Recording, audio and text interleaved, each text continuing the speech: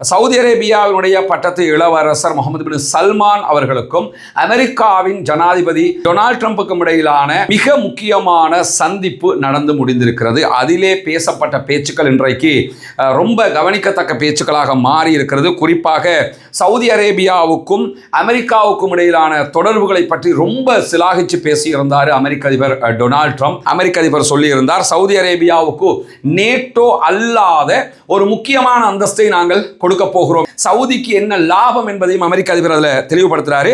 கொஞ்சம் உங்களுக்கு நிறைய விமானங்களை கொடுக்காம குறைவான விமானங்களை விற்பனை செய்யுமாறு இஸ்ரேல் எங்கள்கிட்ட கேட்குறாங்க. அப்படி செஞ்சால் நீங்கள் கவலைப்படுவீங்க தானே. அதனால் நாங்கள் வரலாற்றில் எந்த ஒப்பந்தத்தை வச்சுக்கிட்டு இருந்தோம், இது உங்களுக்கு மத்திய கிழக்கில் இஸ்ரேலை தவிர யாருக்கும் கொடுக்கறது இல்லைன்னு வச்சுருந்தோம், அதை உடச்சி நாங்கள் உங்களுக்கு விற்பனை பண்ணுறோம் என்று சொல்லி இருந்த கேட்டை உடச்சி தான் என்ன பண்ணுறாருன்னா சவுதி அரேபியாவுக்கு அமெரிக்க அதிபர் டொனால்ட் ட்ரம்ப் இந்த F-35 விமானங்களை விற்பதற்கு ஒப்புக்கொண்டிருக்கிறார் என்பது இந்த சந்திப்பில் கிடைத்த ஒரு மாபெரும் வெற்றியாக இருக்கிறதுங்கிறதுல எந்த மாற்று கருத்தும் கிடையாது. அமெரிக்காவுக்கு விஜயம் மேற்கொள்வதற்கு முன்பதாக சவுதி அரேபியாவினுடைய பட்டத்து இளவரசர் முகமது பின் சல்மானுக்கு ஈரானுடைய அதிபர் மசூத் பெசக்ஷியன் அவர்கள் கைப்பட எழுதிய ஒரு கடிதம் கிடைத்திருக்கிறது. குறிப்பாக சவுதி அரேபியாவுடைய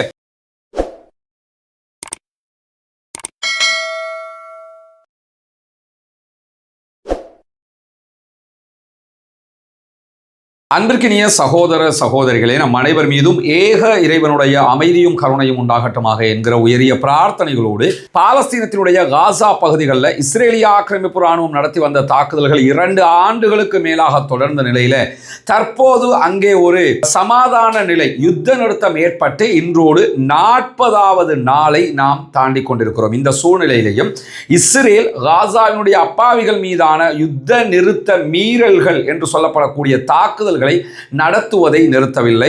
இன்றைக்கு அவர்கள் நடத்தியிருக்கக்கூடிய தாக்குதல்களில் 7 அப்பாவிகள் கொல்லப்பட்டு 32 அப்பாவிகள் படுகாயம் அடைந்திருக்கிறார்கள் என்கிற செய்திகளை காசாவில் இருக்கக்கூடிய அல் ஜசீராவினுடைய பத்திரிகையாளர்கள் சொல்லக்கூடியதையும் காசாவினுடைய சுகாதார அமைச்சகம் இதை உறுதிப்படுத்தி இருப்பதையும் நம்ம பார்க்க முடியும். தொடர்ந்து யுத்த நிறுத்தம் என்று வந்தாலும் அதை மீறி இஸ்ரேல் தாக்குதல்களை நடத்தி கொண்டிருக்கிறது.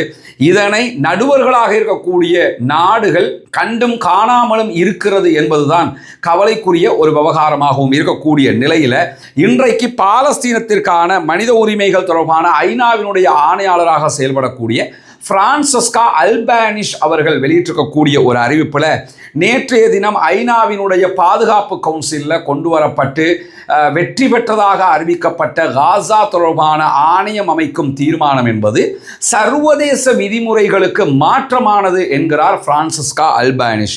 அதை பற்றி அவர் சொல்லும்போது, இந்த தீர்மானத்தினூடாக ஐரோப்பிய ஒன்றியமும் அதனுடைய உறுப்பு நாடுகளும் பாலஸ்தீனத்திற்கான சர்வதேச கடமைகளை செய்வதற்கு இது தடையாக அமையும் என்கிறார். ஏன்னா இப்போ ஐநாவில் பாதுகாப்பு கவுன்சிலில் இது பாஸ் பண்ணப்பட்டிருக்கிறதுனால எந்த ஒரு உதவியை என்ன விதமான ஒரு நல்ல காரியத்தை காசாவுக்குள்ள ஐரோப்பிய ஒன்றியம் செய்யணுமாக இருந்தாலும் அது கண்டிப்பாக இந்த காசா ஆணையத்தினூடாகத்தான் செய்ய வேண்டும் என்கிற ஒரு நிர்பந்த நிலையை உண்டாக்குகிறது. எனவே இது காசா மக்களுக்கு அநியாயம் இழைக்கக்கூடிய ஒரு செயல்பாடு என்று சொல்லக்கூடிய பிரான்சிஸ்கா அல்பானிஷ் பாலஸ்தீனத்திற்கான ஐநாவினுடைய அதிகாரி மேலதிகமாக என்ன சொல்றாருன்னா, வெஸ்ட் பேங்க் பகுதிகளில் 80 ஆண்டுகளில் இல்லாத அளவுக்கான இன அழிப்புகளை இஸ்ரேல் தற்போது செய்து வருகிறது. அங்கே இருக்கக்கூடிய அப்பாவிகளுடைய இடங்களை அபகரிக்கிறார்கள், அப்பாவிகள் மீது தாக்குதல் நடத்துகிறார்கள். இன்றைக்கு மாத்திரம் 102 பாலஸ்தீன அப்பாவிகளை வெஸ்ட் பேங்க்ல இஸ்ரேலிய ஆக்கிரமிப்பு ராணுவம் கைது செய்திருக்கிறது. எனவே இதுவெல்லாம் 80 ஆண்டுகளில் இதுவரைக்கும் நடக்காத உச்சகட்ட அநியாயங்களாக இருக்கிறது. காசாவில் இருக்கக்கூடிய இப்போதைய நிலையில 20% மக்கள் கொல்லப்பட்டு படுகாயங்களுக்குள்ளாக இருக்கக்கூடிய நிலையில் மீதி இருக்கக்கூடிய 80% மக்கள் வீடுகள் இல்லாமல், தண்ணீர் இல்லாமல், இடிபாடுகளுக்குள் முற்றுமுழுதாக அளிக்கப்பட்ட ஒரு நகரத்துக்குள் அப்பாவித்தனமாக வாழ்ந்து வருகிறார்கள். எனவே இந்த அமெரிக்காவினுடைய திட்டம் ஐநாவினுடைய பாதுகாப்பு கவுன்சிலில் பாஸ் பண்ணப்பட்டிருக்கிறது. இது சர்வதேச விதிமுறைகளுக்கு மாற்றமானது, பாலஸ்தீனத்திற்கு நன்மை தராதது என்கிற கருத்தை வலியுறுத்தி இருக்கிறார் பிரான்சிஸ்கா அல்பானிஷ் அவர்கள்.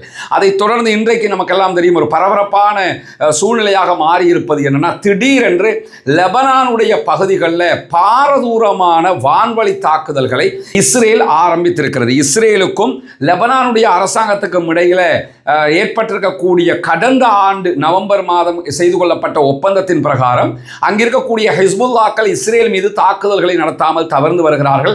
யுத்த நிறுத்த விதிமுறைகளை கடைபிடிப்பதாக சொல்லக்கூடிய நேரத்தில் இதுவரைக்கும் 4300 தடவைகளுக்கு மேலாக யுத்த நிறுத்த மீறல்களில் இஸ்ரேல் லெபனான் பகுதிகளில் ஈடுபட்டிருக்கிறது என்கிற தரவுகள் வெளியாகி இருக்கும் போதுதான் இன்றைய தினம் தெற்கு லெபனானில் இருக்கக்கூடிய ஹிஸ்புல்லாக்களுடைய உட்கட்டமைப்புகள் மீது தாக்குதல் நடத்துகிறோம் என்கிற பெயரில் அங்கிருக்கக்கூடிய அப்பாவி பொதுமக்களுடைய பகுதிகள் மீது வான்வழி தாக்குதல்களை இஸ்ரேல் ஆரம்பித்திருக்கிறது. இந்த நிமிடம் வரைக்கும் தாக்குதல்கள் பாரதூரமாக கடுமையாக நடத்தப்பட்டு வருகிறது.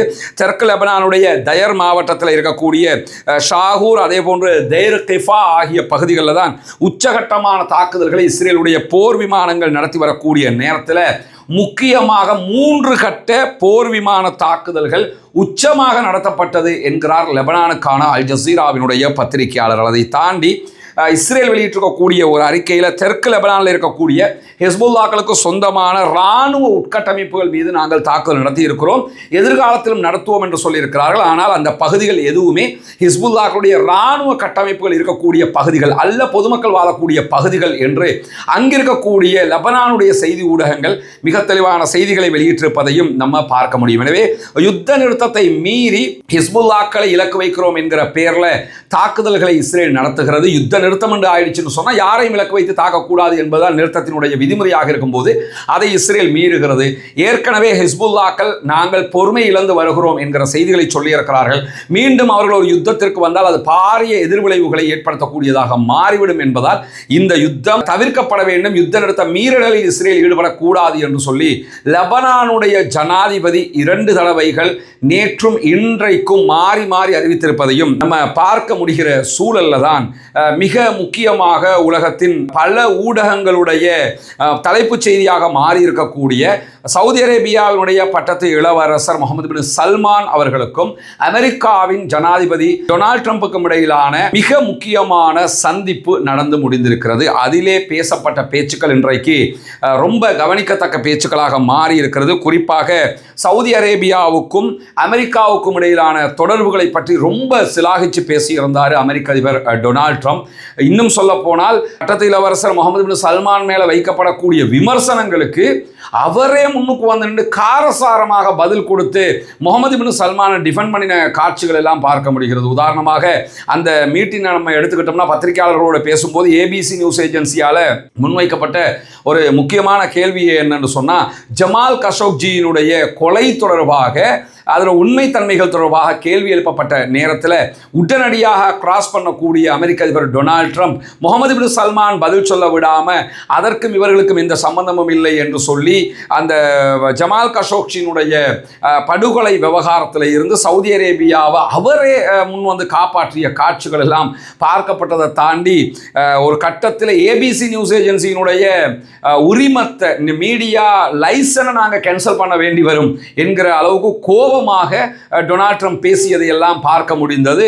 காரணம் என்ன, ஜமால் கஷோக்ஜி என்கிறவர் சவுதி அரேபியாவை சேர்ந்தவர். அவர் துருக்கியில் தஞ்சம் அடைந்திருந்தார். துருக்கியில் இருக்கக்கூடிய சவுதி அரேபியாவினுடைய தூதுவர் ஆலயத்துக்கு அவர் போனவர் ரிட்டர்ன் வரவே இல்லை.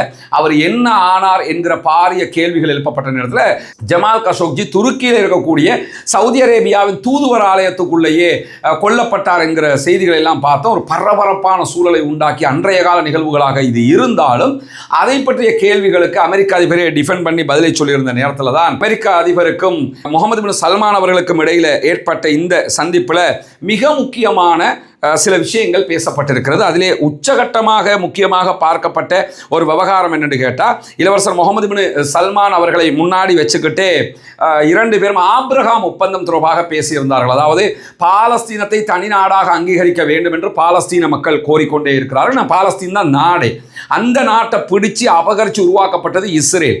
இந்த இஸ்ரேல் பாலஸ்தீனத்தை தனிநாடாக ஆக்க முடியாது என்று விடாப்பிடியாக இருக்கிறது. அதற்குள்ள இஸ்ரேல் என்கிற ஒரு நாட்டை அவங்க உருவாக்கி வச்சுக்கிட்டு இதுதான் எங்கள் அங்கே நாடுகிட்டு கிடக்கிறாங்க.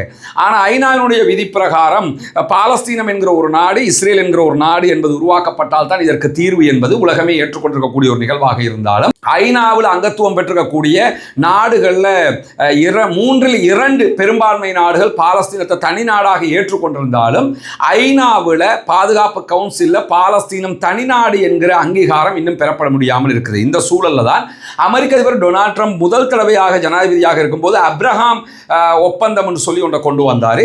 இந்த ஒப்பந்தம் எதை சொல்லும் சொன்னால், அரபு நாடுகள் இஸ்ரேலை நாடாக அங்கீகரிப்பது, இஸ்ரேலோடு நட்பு பாராட்டுவது, தூதுவர் ஆலயங்களை உருவாக்குவது, ராஜதந்திர தொடர்புகளை உண்டாக்கி கொள்வது, இதற்கு பேர் தான் ஆப்ரஹாம் ஒப்பந்தம் என்று சொல்லுவாங்க. இந்த ஒப்பந்தத்தில் அன்றைய நாட்களில் UAE, அதே போன்ற பஹ்ரைன், அதே போன்ற மொரோக்கோ ஆகிய நாடுகள் இணைந்து கொண்டன. அதன் அடிப்படையில் இந்த 3 நாடுகளும் இஸ்ரேலை தனிநாடாக அங்கீகரித்தது மட்டுமல்லாமல் அவர்களோடு ராஜதந்திர உறவுகளை ஏற்படுத்தி கொண்டார்கள். இந்த ஆப்ரஹாம் ஒப்பந்தம் இல்லாமல் அதற்கு முன்பதாகவே ஈஜிப்து, டர்க்கி ஆகிய நாடுகள் இஸ்ரேலை தனிநாடாக அங்கீகரிச்சிருக்கிறாங்க. அவங்களோட ராஜ்ய தொடர்புகள் எல்லாம் வச்சிருக்கிறாங்க. இந்த யுத்தத்தில் டர்க்கிக்கும் இஸ்ரேலுக்கும் இடையில ராஜ்ய தொடர்புகள் மொத்தமாக துண்டிக்கப்பட்டிருக்கிறது. அது இந்த யுத்தம் 2 ஆண்டுகள் நடைபெற்ற யுத்தத்தின் விளைவாக இருக்கிறது. ஆனால் ஈஜிப்து வளமை போன்று அவர்களுடனான எல்லா தொடர்புகளையும் வைத்துக் கொண்டிருக்கிறார்கள். இப்படியான சூழலில் தான் எப்படியாவது சவுதி அரேபியாவை இஸ்ரேலை தனிநாடாக அங்கீகரிக்க வைக்க வேண்டும், உறவை சுமூகப்படுத்தினதுங்கிறதுல அமெரிக்கா பல முயற்சிகளை செய்கிறது. கடந்த ஆட்சி காலத்திலையும் அமெரிக்க அதிபர் டொனால்ட் ட்ரம்ப் இதையே செய்தார்.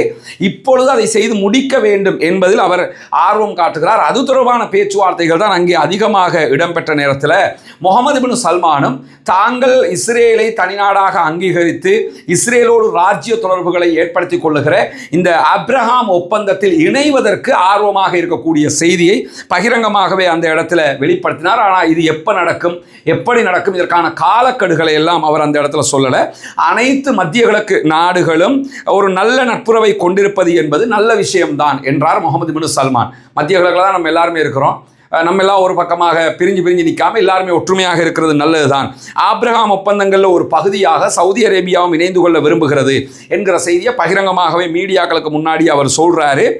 சொல்லும் போதே இன்னொரு செய்தியும் என்ன சொன்னாருன்னா, ஆனால் 2 நாடுகள் என்கிற தீர்வுக்கான தெளிவான பாதையை நாங்கள் உறுதி செய்ய விரும்புகிறோம் என்று சொன்னார். இதுதான் சவுதியினுடைய தெளிவான ஸ்டாண்டாக இருக்கிறது. நாங்கள் இஸ்ரேலை தனிநாடாக அங்கீகரிப்பதற்கு தயாராக இருக்கிறோம், அதில் எந்த மாற்று கருத்தும் இல்லை. ஆனால் பாலஸ்தீனத்தை ஒரு நாடு என்று இஸ்ரேலும் ஒப்புக்கொண்டு அவங்கள தனிநாடாக ஆக்கி விட்டுருங்க. அப்போ பாலஸ்தீனம் தனிநாடு, இஸ்ரேல் தனிநாடு, எந்த பிரச்சனையும் இல்லை, நம்ம எல்லாரும் நண்பர்களாக இருந்துக்கலாம் என்பதில் நாங்கள் உறுதியாக இருக்கிறோம் என்கிற செய்திகளையும் அதே இடத்துல முகமது பின் சல்மான் சொன்னது உண்மையிலே ஒரு கெத்தான ஒரு விஷயம்தான். அதை ஒழிச்சு மறைச்சலாம் சொல்லல, நாங்கள் ரெடியாக இருக்கிறோம், அவங்கள நாங்கள் ஏற்றுக்கிற ரெடியாக இருக்கோம். பட் பாலஸ்தீனத்தை தனிநாடாக எல்லோருமே ஏற்றுக்கொள்ளணும், அதுக்கு ஒப்புக்கொள்ளுங்க அப்படிங்கிறத அவர் பதிய வச்சாரு. சொல்லும்போது தொடர்ச்சியாக என்ன சொன்னார்னா, இன்னைக்கு அமெரிக்க அதிபரோடு ஒரு ஆரோக்கியமான கலந்துரையாடலை நாங்கள் நடத்திக்கிட்டு இருக்கிறோம். இந்த பாலஸ்தீனம் தனிநாடாக அங்கீகரிக்கப்படுவதும் இஸ்ரேலை நாங்கள் ஏற்றுக்கிறதும் ஆப்ரஹாம் ஒப்பந்தத்தில் சேர்வதும் என்பது சரியான சூழ்நிலைகளில் விரைவாக தயார் செய்ய முடியுங்கிறத நாங்கள் இந்த இடத்துல உறுதிப்படுத்திக்கொள்ள முடியும். ரொம்ப சீக்கிரமாக இதை செய்ய நாங்கள் நினைக்கிறோம் அப்படின்னு சொல்லி அவர் சொல்றாரு.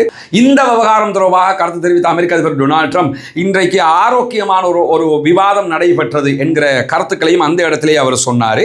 நாங்கள் ஒரு தனி நாடு, 2 நாடுகள் பற்றி பேசி இருக்கிறோம் என்கிற கருத்தை பகிரங்கமாக அமெரிக்க அதிபர் டொனால்ட் ட்ரம்ப் முன்வைச்சார். நாங்கள் தனிநாடு தான், அதே நேரத்தில் இஸ்ரேல் பாலஸ்டைன் என்கிற 2 நாடுகளை பற்றி நாங்கள் நிறைய விஷயங்களை பேசியிருக்கிறோம். குறுகிய காலத்துக்குள்ளே நாங்கள் அதை பற்றி மேலதிகமாக விவாதிக்க இருக்கிறோம் என்கிற தரவுகளையும் அமெரிக்க அதிபர் சொல்லியிருந்தார். சவுதி அரேபியாவுக்கு நேட்டோ அல்லாத ஒரு முக்கியமான அந்தஸ்தை நாங்கள் கொடுக்க போகிறோம் என்கிற தரவையும் நேற்றைய தினம் அமெரிக்க அதிபர் முன்வைத்தார்.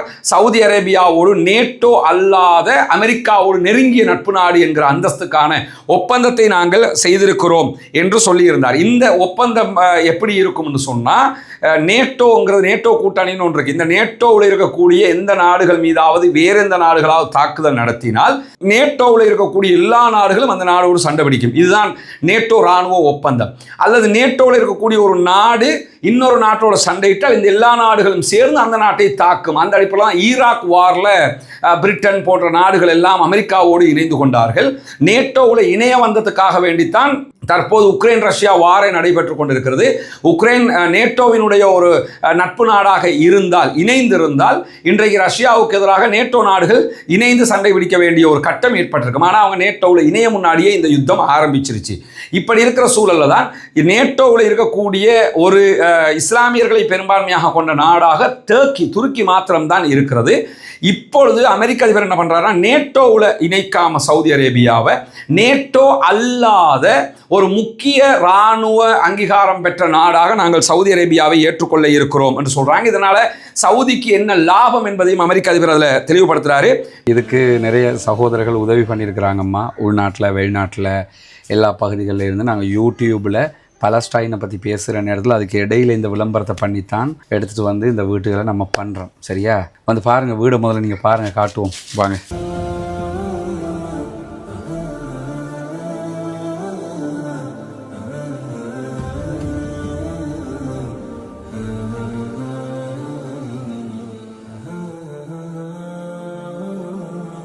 உதவி செஞ்சாங்களுக்கு என்ன சொல்ல விரும்புகிறீங்க?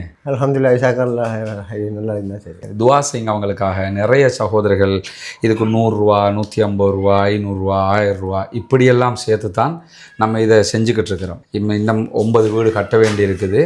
எல்லாமே இப்படித்தான் செய்கிறோம். எந்த ஒன்றும் அப்படி மொத்தமாக ஒரு காசை கொண்டாந்து வச்சு நாங்கள் செய்யலை. தலைவருக்கு தெரியும், பள்ளி தலைவருக்கு. இவங்களோட ஒத்துழைப்போடு தான் இவ்வளோ வேலைகளுக்கும் ஃபுல்லாக இவங்க தான் ஒத்துழைச்சி. இவங்களுக்காகவும் நீங்கள் துவா செய்யுங்க இன்ஷா அல்லாஹ். இன்னும் 9 வீடுகள் கட்டி இருக்குது, அவங்களுக்காகவும் துவா செய்யுங்க. சரியா? தொழுகை, நோன்பு அதுகளெல்லாம் ரொம்ப கடைப்பிடிச்சு கொள்ளணும். மார்க்க விஷயங்கள் தானே. அல்லாட்ட நம்ம உலகத்துக்கு எங்களால் முடிஞ்சதை நாங்கள் செஞ்சிட்டோம். மறுமைக்கு நீங்கள் தான் தேடிக்கொள்ளணும். சரிதானே? சரி, சந்தோஷமாயிருங்க. எங்களோட பணி முடிஞ்சிருச்சு. சரியா? இனி உங்கள் வீடு இது. சந்தோஷமாக இருக்கிறீங்களா? உங்களுக்கு எத்தனை பிள்ளைகள்? 8 பேர் உண்டு. 7 பேர் தான் நினைக்கிறாங்க. 5 பொம்பளை, 3 ஆம்பளை உண்டு இஸ்லாமிய. சரி, இப்போ உங்களோட பொருட்கள் எல்லாம் கொண்டு வந்து போட்டுக்கிறேங்க. இனி நான் இப்போலேருந்து உங்களோட வீடு தான் இது. இளைய தலைவர், சரியா? அல்லாஹ் பரக்கத் செய்யட்டும். அன்பிற்கினிய சகோதர சகோதரிகளே, நம் அனைவர் மீதும் இறைவனுடைய அமைதியும் கருணையும் உண்டாகட்டுமாக என்கிற பிரார்த்தனைகளோடு இன்னைக்கு நம்ம 5வது வீட்டை ஒப்படைச்சிருக்கிறோம். சகோதரர் ஹாலிதீன் அவங்களுடைய ஃபேமிலிக்கு ஒப்படைச்சிருக்கிறோம். அவங்களுக்கான வீடு தான் இது. நம்முடைய பணி முடிந்தது, அவர்களுக்கான பணியும் நமக்கு முடிஞ்சது. இன்னும் நம்ம கிட்டத்தட்ட 9 வீடுகள் கட்ட வேண்டி இருக்கிறது. அதற்கும் உங்களுடைய உதவிகளைத்தான் நாங்கள் எதிர்பார்த்து கொண்டிருக்கிறோம். அல்ஹம்துலில்லாஹ் 5 குடும்பத்திற்குரிய அவர்களுடைய வீட்டு தேவை நிவர்த்தி செய்யப்பட்டது. ரொம்ப மகிழ்ச்சியான தருணம். அத்தனை பேரும் எங்களுக்காகவும் அனைவருக்காகவும் பிரார்த்தனை செய்வோம். மேம்பட்ட அமெரிக்க ஆயுத அமைப்புகளை மற்ற நாடுகள் வாங்கக்குள்ள எந்த நிபந்தனைகளை எல்லாம் பின்பற்றணுமோ அந்த நிபந்தனைகளை சவுதி அரேபியா பின்பற்ற வேண்டிய அவசியம் இல்லை. உடனடியாக தேவையான ஆயுதங்களை அவங்க பெற்றுக்கொள்ள முடியும் என்கிற ஒரு லாபம் அவர்களுக்கு இருக்கிறது. அமெரிக்காவினுடைய முக்கிய நேட்டோ அல்லாத நட்பு நாடுகளுடைய பட்டியலை நீங்கள் எடுத்துக்கிட்டீங்கன்னா கிட்டத்தட்ட 20 நாடுகள் அப்படி இருக்குது. ஆனால் இவங்களுக்கு என்ன லாபம் கிடைச்சிச்சுங்கிற கேள்வியும் இதற்கு முன்பதாக எழாமல் இல்லை. குறிப்பாக அர்ஜென்டினா, ஆஸ்திரேலியா, பஹ்ரைனும் நேட்டோ அல்லாத முக்கியமான நட்பு நாடு. ஆனால் பஹ்ரைனுக்காக அமெரிக்கா என்ன செய்துங்கிற கேள்வி இருக்குது. பிரேசில், கொலம்பியா, எகிப்து, Israel, Japan, Jordan, Kenya, Kuwait, Morocco, New Zealand, Pakistan, Philippines, Qatar, தென்கொரியா, தாய்லாந்து, துனிஷியா. இந்த இடத்துல நீங்கள் பார்த்தீங்கன்னு சொன்னால் துனிஷியா மேலே இஸ்ரேல் தாக்குதல் நடத்தியது, கத்தாருக்கு நடத்தின மாதிரியே தாக்குதல் நடத்தியது. ஆனால் அமெரிக்கா எதையுமே பொருட்படுத்தலை, கேட்கல. கத்தாருக்கு தாக்கல் நடத்தி முடிய மட்டும் நாங்கள் உங்களோட நட்பு நாடுன்னு இன்னொரு அக்ரிமெண்ட்டை செஞ்சு சமாளிச்சுக்கிட்டாங்க. பாகிஸ்தான் இந்த நட்பு நாடு பட்டியலில் இருக்கு. ஆனால் இந்தியா பாகிஸ்தான் வாரில் அவங்க எதையுமே செய்கிறதுக்காக முன் வரல. இப்படி பல நாடுகள், ஈஜிப்ட் இருக்குது. எந்த நாட்டை எடுத்துக்கிட்டாலும் அமெரிக்கா பேருக்கு இவங்களை வச்சுக்கிட்டு இருக்கிறாங்க. அதே மாதிரி தான் இப்பொழுது பேருக்காக சவுதி அரேபியா இணைக்கப்படுதுன்னு தான் நம்ம புரிஞ்சு கொள்ள முடியும். ஆனால் இந்த லிஸ்ட்டில் அவங்க தைவானையும் நேட்டோ அல்லாத நட்பு நாடாக அமெரிக்கா வைத்துக்கிட்டு இருக்கிறாங்க. தைவானுக்கு மாத்திரம் நிறைய உதவிகளை பண்ணிக்கிட்டு இருக்காங்க. சைனா பார்டரில் சைனா தாய்வானை தனி நாடாக சொல்லிக்கிட்டு இருக்கும்போது அதை காப்பாற்ற போகிறோம், தைவான் தனி நாடு தான் என்கிற விதமாக தைவானுக்கு தேவையான உதவிகளை அமெரிக்கா செய்து வர்றதை நம்ம பார்க்க முடியும். எனவே இந்த ஒப்பந்தத்தில் சவுதிக்கு பெரிய லாபம் ஒன்று இருப்பதாக யாரும் கருத முடியாது. இப்படியான சூழ்நிலைகளில் தான் நடைபெற்றிருக்கக்கூடிய ஒரு வித்தியாசமான உச்சகட்ட வெற்றி சவுதி அரேபியாவுக்கு. என்னன்னா, F-35 அமெரிக்காவுடைய விமானங்களை சவுதி அரேபியாவுக்கு விற்பனை செய்வதற்கு அமெரிக்க அதிபர் டொனால்ட் ட்ரம்ப் அனுமதி கொடுத்திருக்கிறார். இது சவுதிக்கு கிடைத்த ஒரு மிகப்பெரிய வெற்றியாக கருத முடியும். MBS குட்ரேஸோடு நடைபெற்ற சந்திப்பில் இஸ்ரேலுடைய இராணுவ மேன்மையை உறுதி செய்வதற்கான ஜெட் விமானங்கள் தரமிறக்கப்படாது என்பதை தெளிவாக சொல்லியிருந்தார் அமெரிக்க அதிபர். அதாவது இஸ்ரேலுக்கு ஆல்ரெடி மத்திய கிழக்கில் F-35 விமானங்களை வைத்துக் கொண்டிருக்கக்கூடிய ஒரே நாடு இஸ்ரேல் மாத்திரம்தான். அதனால தான் இவ்வளவு அழிவுகள் எல்லாம் பண்றாங்க. அந்த விமானத்தினால தான், அந்த விமானத்தை தான் தற்போது சவுதியும் கேட்கிறது. சவுதிக்கு கொடுக்கும் போது தரம் குறைந்த ஏதாவது ஒரு ஃபெசிலிட்டிஸ் குறைஞ்ச விமானத்தை நாங்கள் கொடுக்க மாட்டோம். இஸ்ரேலுக்கு எதை கொடுத்துருக்கிறோமோ அதையே தான் சவுதி அரேபியாவுக்கும் நாங்கள் கொடுப்போம். ஆனால் இஸ்ரேல் எங்களுடைய நட்பு நாடு தான், அதே மாதிரி சவுதியும் எங்களுடைய நட்பு நாடு என்று சொல்லக்கூடிய அமெரிக்க அதிபர் அந்த இடத்துல என்ன சொல்லுவார்னா, கொஞ்சம் உங்களுக்கு நிறைய விமானங்களை கொடுக்காம குறைவான விமானங்களை விற்பனை செய்யுமாறு இஸ்ரேல் எங்கள்கிட்ட கேட்குறாங்க. அப்படி செஞ்சால் நீங்கள் கவலைப்படுவீங்க தானே. அதனால் நாங்கள் வரலாற்றில் எந்த ஒப்பந்தத்தை வச்சுக்கிட்டு இருந்தோம், இது உங்களுக்கு மத்திய கிழக்கில் இஸ்ரேலை தவிர யாருக்கும் கொடுக்கறது இல்லைன்னு வச்சுருந்தோம், அதை உடச்சி நாங்கள் உங்களுக்கு விற்பனை பண்ணுறோம் என்று சொல்லி இருந்த கேட்டை உடச்சி தான் என்ன பண்ணுறாருன்னா சவுதி அரேபியாவுக்கு அமெரிக்க அதிபர் டொனால்ட் ட்ரம்ப் இந்த F-35 விமானங்களை விற்பதற்கு ஒப்புக்கொண்டிருக்கிறார் என்பது இந்த சந்திப்பில் கிடைத்த ஒரு மாபெரும் வெற்றியாக இருக்கிறதுங்கிறதுல எந்த மாற்று கருத்தும் கிடையாது. அதே நேரத்தில் அந்த இரண்டு நாடுகள் பாலஸ்தீனம் தனி நாடாக இருந்தால் மாத்திரம்தான் இஸ்ரேலை நாங்கள் ஏற்றுக்கிறோம்ங்கிற சவுதியினுடைய ஸ்டாண்டு வந்து வரவேற்புக்குரியது. இப்படியான சூழ்நிலை அமெரிக்காவுக்கு விஜயம் மேற்கொள்வதற்கு முன்பதாக சவுதி அரேபியாவினுடைய பட்டத்திலவரசர் முகமது பின் சல்மானுக்கு ஈரானுடைய அதிபர் மசூத் பெசக்ஷியன் அவர்கள் கைப்பட எழுதிய ஒரு கடிதம் கிடைத்திருக்கிறது. குறிப்பாக சவுதி அரேபியாவுடைய SPA நியூஸ் ஏஜென்சி வெளியிட்டிருக்கக்கூடிய அறிக்கைகளில் அந்த கடிதம் டைப் பண்ணின கடிதம் அல்ல, கையாலேயே மசூத் பெசக்ஷியன் எழுதிய ஒரு கடிதம் கொண்டு போய் கொடுக்கப்பட்டிருக்கிறது முகமது பின் சல்மான் இடத்தில். அந்த கடிதத்தை அவர் படித்ததற்கு பிறகுதான் அமெரிக்காவுக்கு பயணம் செய்திருக்கிறார் என்கிற நிலையில் அங்கே பேசும்போது அமெரிக்க அதிபரோட முகமது பின் சல்மான் என்ன சொன்னார்னா, நீங்கள் ஈரானோட ஒரு ஒப்பந்தம் ஏதாவது ஒன்று பண்ணுறதாக இருந்தால் நாங்கள் தயாராக இருக்கிறோம், ஈரானோட நின்று நாங்கள் இந்த பேச்சுவார்த்தையில் முடிக்கிறதுக்குன்னு சொல்லி தெளிவாகவே பேசியிருந்தார். ஆல்ரெடி F-35 விமானங்களை அமெரிக்கா சவுதி அரேபியாவுக்கு விற்கக்கூடாது என்று இஸ்ரேல் சொன்ன அந்த காரணங்கள் ஒரு முக்கியமான காரணம் என்னென்னா, ஈரானுக்கு அதனுடைய தொழில்நுட்பத்தை சவுதி அரேபியா வழங்கக்கூடும். ஏன்னா முன்ன மாதிரி இப்போ ஈரானும் சவுதியும் கிடையாது, ரொம்ப நட்பு நாடுகளாக அவங்க மாறிட்டாங்க என்கிற காரணத்தினாலேயும். இதை தாண்டி இந்த பேச்சுவார்த்தைகளில் $1 trillion அமெரிக்காவில் சவுதி அரேபியா முதலீடு செய்யும் என்கிற செய்திகளை மீண்டும் சொல்லியிருக்கிறார் முகமது பின் சல்மான். $600 பில்லியன் அமெரிக்க டாலர்கள் தான் அவர் பண்ணுறதுக்கான முயற்சியை ஆரம்பத்தில் பண்ணியிருக்கிறார். ஆனால் அந்த இடத்துல என்ன பண்ணுவார்னா ஒரு டாக்கை போடுறாரு. உடனே அமெரிக்க அதிபர் நீங்கள் ஒரு 1 trillion அளவுக்கு போகலாம்னு நான் நினைக்கிறேன் போது நாங்கள் 1 trillion அளவுக்கு முதலீடுகளை அமெரிக்காவில் செய்கிறதுக்காக இருக்கிறோம். தொழில்நுட்பத்தில், ஏஐயில், அதே போன்று அரிய கனிமவள பொருட்களில், காந்தம், இந்த மாதிரி பொருட்களில் தான் சவுதி அரேபியா அமெரிக்காவில் இப்படியான ஒரு முதலீடுகளை செய்கிறது என்கிற நிலையில் தான் முகமது பின் சல்மான் கலந்து கொண்ட பத்திரிகையாளர் சந்திப்பில் ABC நியூஸ் ஏஜென்சியினுடைய நிருபர் கேள்விகளை கேட்கும்போது கடுமையான கண்டனங்களை ஏற்கனவே சொன்ன மாதிரி அமெரிக்க அதிபர் தெரிவித்தார். குறிப்பாக ABC அந்த ஜமால் கஷோக்ஜியை பற்றி கேட்டதுக்கு பிறகு என்ன பண்ணாங்கன்னு கேட்டால், பாலியல் குற்றவாளி என்று அடையாளம் கண்டிருக்கக்கூடிய காங்கிரஸ்மேனாக இருக்கக்கூடிய ஜெஃப்ரி எப்ஸ்டீன் தொடர்பான அவருடைய ஆதாரங்கள், ஆவணங்களை நீங்கள் ஏன் வெளியிடாமல் இருக்கிறீங்க என்று கேட்கும்போது ABC நியூஸ் ஏஜென்சியினுடைய உரிமத்தை நாங்கள் வந்து ரத்து பண்ணணும். நீங்கள் கேள்வி கேட்டவருக்கு அமெரிக்க அதிபர் நீங்கள் ஒரு பயங்கரமான நபர், அதே போன்று உங்களுடைய ஊடகமும் ஒரு பயங்கரமான ஊடகம், நீங்களும் ஒரு பயங்கரமான ஒரு நிருபர் என்றெல்லாம் கடுமையான கண்டனங்களை வெளியிட்டார். ஆனால் இந்த பேச்சுவார்த்தைகள், கேள்விகள் இதெல்லாம் நடந்துகிட்டு இருக்கும்போது அமெரிக்காவுடைய பிரதிநிதிகள் சபையில், காங்கிரஸில் எப்ஸ்டீனுடைய பாலியல் சம்பந்தப்பட்ட அந்த ஆதாரங்களை வெளியிடுகிற, கட்டாயப்படுத்துகிற மசோதா ஒன்றும் பாஸ் ஆகிடுச்சு என்பதுதான் அந்த இடத்துல பியூட்டியாக இருந்தது, காமெடியாக பார்க்கப்பட்ட ஒரு விஷயம். அமெரிக்க அதிபருடைய கட்சியைச் சேர்ந்தவருக்கு எதிராகவே இந்த தீர்மானங்கள் கடுமையாக கொண்டு வரப்பட்டிருக்கிறது. இதுதான் முகமது பின் சல்மானோடு அமெரிக்க அதிபர் நடத்திய பேச்சுவார்த்தைகளில் பல முக்கியமான அம்சங்களுடைய சுருக்கமாக இருக்கிறது. இன்னும் பல முக்கியமான தரவுகள் இருக்கிற நாளை தனித்த வீடியோவாக அதை நீங்கள் நம்முடைய ரஸ்மினா மயசி நியூஸ் என்கிற தளத்தில் பார்க்க முடியும். எனவே பாலஸ்தீனம் தொடர்பான பேச்சுக்கள் மிக முக்கியமாக இடம்பெற்றிருக்கிறது. இதிலே பாலஸ்தீனத்தின் மீது தொடர்ந்து இஸ்ரேல் தாக்குதல்கள் நடத்தப்படுவது நிறுத்தப்பட வேண்டும் என்கிற கோரிக்கைகள் வலுத்து வருகிற இந்த சந்தர்ப்பத்தில் தான் இந்த சந்திப்பும் நடைபெற்றிருக்கிறது. பொறுத்திருந்து பார்ப்போம் என்னவெல்லாம் நடக்கிறது என்பதை. பாலஸ்தீனம் வெற்றி பெற வேண்டும், பாலஸ்தீனம் சுதந்திரம் அடைய வேண்டும், பாலஸ்தீன மக்களும் நம்மை போன்று நிம்மதியானவர்களாக மாற வேண்டும், வாழ வேண்டும் என்கிற உயரிய பிரார்த்தனைகளோடு பாலஸ்தீன சகோதரர்களுக்காக தொடர்ந்து அல்லாஹ்விடத்திலே கையேந்துவோமாக, ஜனநாயக ரீதியாக குரல் எழுப்புவோமாக. வாஹிரு தஅவானா அல்ஹம்துலில்லாஹி ரப்பில் ஆலமீன்.